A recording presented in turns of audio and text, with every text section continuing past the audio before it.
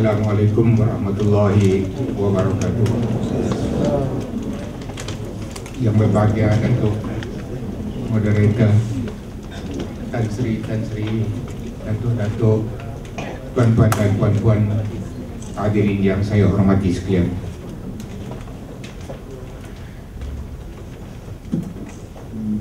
Asalnya tajuk yang saya beri kepada carahan saya ini ialah pelaksanaan Perintah Kanun Hukuman Jenayah Syariah 2013 di Brunei, perbezaan di antara Malaysia dan Brunei. Tapi tajuk yang tuan-tuan lihat ini ialah tajuk glamour yang diberi oleh penganjur. Jadi saya pun ubahlah sikit tajuk saya untuk ambil sebahagian daripadanya, bahagian yang pertama tu, tapi yang bahagian kedua tu kekal juga, yang ini perbezaan di antara Brunei dengan Malaysia. Walau bagaimanapun isi kandungannya sama. Pada 22 Oktober 2013, Kerajaan Brunei Darussalam telah mewartakan Perintah Kanun Hukuman Jenayah Syariah 2013 dengan tujuan secara ringkasnya untuk melaksanakan hukuman had atau hudud dan qisas di negara itu. Namun demikian, perintah itu masih belum dikuatkuasakan. Ia akan dikuatkuasakan atau dilaksanakan berperingkat-peringkat, bermula dengan kesalahan-kesalahan takzir yang dijadualkan dalam bulan April 2014. Sementara itu, peruntukan undang-undang yang sedia ada, termasuk penal code, akan berjalan seperti biasa dan kes-kes itu akan terus dibicarakan oleh Mahkamah Sivil. Ini kerana kerja-kerja mengemas kini undang-undang berkaitan seperti acara jenayah, undang-undang keterangan dan lain-lain masih belum selesai. Perbincangan saya ini akan ditumpukan kepada bagaimana kesalahan-kesalahan di bawah perintah tersebut akan dilaksanakan. Saya tidak akan membincangkan secara terperinci mengenai kesalahan-kesalahan itu, apakah ingrediennya, cara membuktikannya, hukumannya, dan cara pelaksanaan hukumannya itu.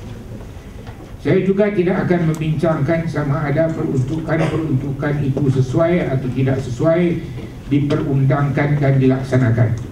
Dalam syarahan ini, saya akan bandingkan keadaan di Brunei dengan keadaan di Malaysia dari segi peruntukan perlembagaannya, sistem kerajaan, perundangan, kehakiman dan politik, dan menyerahkan kepada tuan-tuan dan puan-puan untuk menimbang dan membuat penilaian dan keputusan sendiri sama ada apa yang dilakukan oleh Brunei itu boleh atau sesuai dilaksanakan di Malaysia atau tidak dalam keadaan Malaysia pada masa ini. Brunei adalah sebuah negara Melayu Islam beraja. Saya memberitahu rakan-rakan saya di Brunei bahawa Brunei adalah satu-satunya negara Melayu yang masih ada di dunia ini. Oleh itu, kekalkanlah. Islam adalah agama resmi Brunei. Sultan adalah ketua agama resmi Brunei. Baginda boleh setelah berunding dengan Majlis Agama Islam, tetapi tidak semestinya mengikut nasihat majlis itu membuat undang-undang mengenai perkara-perkara yang berhubung dengan agama Islam. Kuasa memerintah yang tertinggi bagi Brunei adalah terletak dalam tangan Baginda. Baginda adalah Perdana Menteri. Baginda adalah pemerintah tertinggi angkatan bersenjata di Raja Brunei. Kuasa memerintah hendaklah dijalankan oleh Baginda. Itu kata perlembagaan. Baginda boleh melantik sebilangan orang menteri dan timbalan menteri yang akan bertanggungjawab hanya kepada Baginda sahaja bagi menjalankan kuasa memerintah. Pelantikan mereka boleh dimansuhkan atau revoke tanpa memberi apa-apa sebab. Ini semua peruntukan perlembagaan. Terdapat sebuah majlis mesyuarat di Raja yang ahli-ahlinya terdiri daripada timbalan sultan, pemangku-pemangku raja, kedua-duanya jika ada pelantikan, ahli-ahli rasmi atau kita panggil EXCO members, dan ahli-ahli yang dilantik oleh Baginda. Tugas majlis ini antara lain adalah untuk menasihatkan baginda mengenai sebarang pindaan tambahan atau pembatalan sebarang peruntukan perlembagaan. Walau bagaimanapun, baginda tidak tertakluk kepada nasihat majlis itu.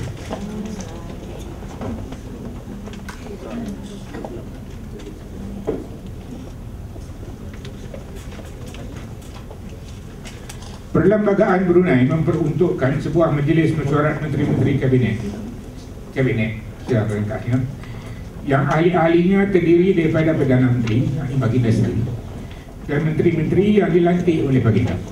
Ahli-ahli kabinet ini seperti daripada perlembagaan menduduki kursinya selama tempoh selagi diperkenankan oleh baginda. Keputusan kabinet tidak sah jika ia tidak diperkenankan oleh baginda.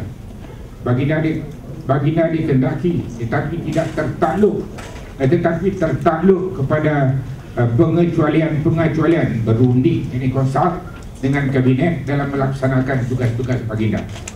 Baginda quote, tidak terikat untuk bertindak menurut nasihat majlis mesyuarat menteri-menteri, tetapi dalam sebarang hal yang sedemikian baginda hendaklah membuat catatan secara bertulis untuk dimasukkan ke dalam minit-minit mesyuarat sebab-sebab keputusan baginda itu.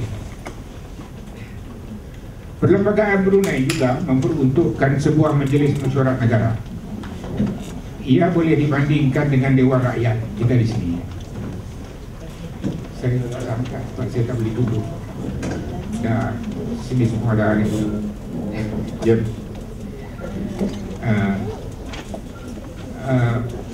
Majlis mesyuarat negara mempunyai 45 orang ahli. 30 daripadanya dilantik oleh baginda, manakala 15 orang lagi dipilih melalui pilihan raya. Setiap orang ahli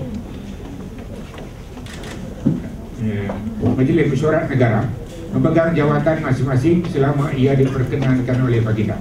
Tetapi semenjak tahun 1962 dengan berkuasanya perintah darurat, pilihan raya tidak diadakan. Itu pada masa revolusi Brunei lah, sejak dari itu. Oleh yang demikian, semua ahli majlis mesyuarat negara pada masa ini adalah dilantik oleh baginda. Persidangan majlis mesyuarat negara telah diadakan semula semenjak tahun 2004 dan telah digantung dalam tahun 1984. Semenjak tahun 2004 ia bersidang setiap tahun selama 3 atau 4 tahun. Perlembagaan Brunei memberi kuasa kepada Sultan untuk membuat permasyhuran darurat. Permasyhuran darurat yang dibuat dalam tahun 1962 masih berkuat kuasa sehingga sekarang. Sepanjang permasyhuran darurat berkuat kuasa, antara lain baginda, saya petik, boleh membuat apa jua perintah yang baginda fikirkan dikehendaki bagi kepentingan orang ramai. Perintah-perintah tersebut termasuklah seperti ini sekali: pengubahsuaian, pindaan, penggantian atau penggantungan semua atau mana-mana peruntukan sebarang undang-undang bertulis. Perintah Kanun Hukuman Jenayah Syariah 2013 adalah salah satu perintah yang dibuat oleh baginda dalam keadaan itu. Jadi perkara 84 kuasa klausa 2 memperuntukkan seperti itu. Tiada sebarang apapun dalam perlembagaan ini boleh dianggap mengurangkan hak dan kuasa kedaulatan ke bawah Duli Yang Maha Mulia Paduka Seri Baginda Sultan dan Yang di-Pertuan, dan bagi mengelakkan kewahaman yang kita dia gunakan perkataan waham, kita kata keraguan, maka adalah diisytiharkan bahawa ke bawah Duli Yang Maha Mulia Sultan berkuasa untuk membuat undang-undang dan memasyhurkan lagi satu bahagian atau bahagian-bahagian perlembagaan ini dari semasa ke semasa jika dipikirkan oleh ke bawah Duli elok diperbuat.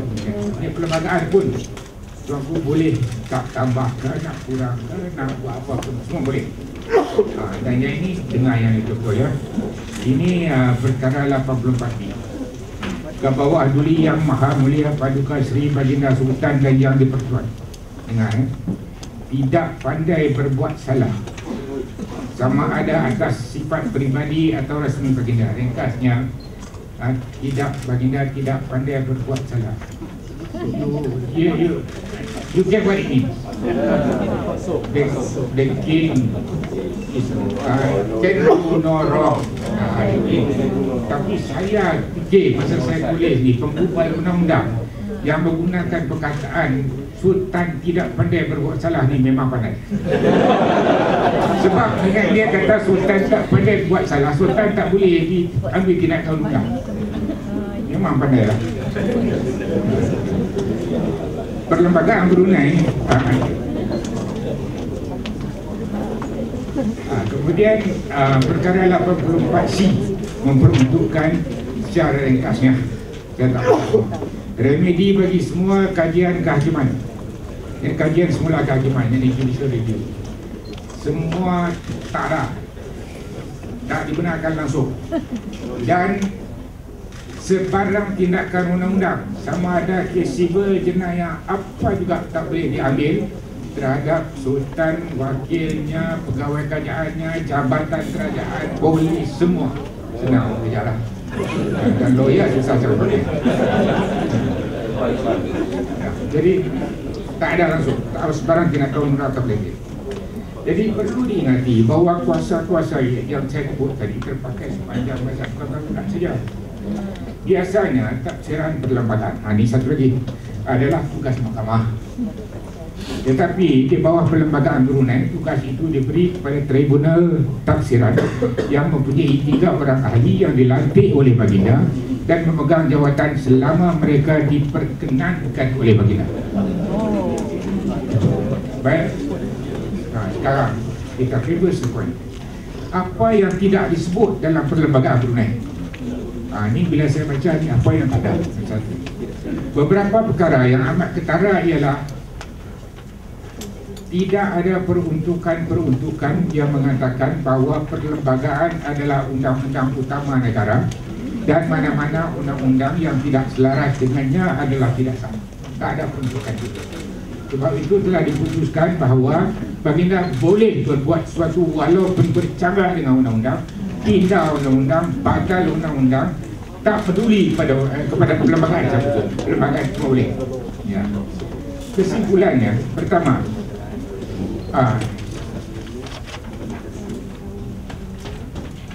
juga ini penting. Juga tidak ada peruntukan mengenai kebebasan asasi, fundamental liberties. Tak ada peruntukan fundamental liberties. Tidak ada peruntukan mengenai pilihan raya dalam perlembagaan. Tidak ada peruntukan mengenai badan kehakiman, judiciary. Malah tidak ada peruntukan mengenai mahkamah syariah. Semua tak disebut dalam perlembagaan.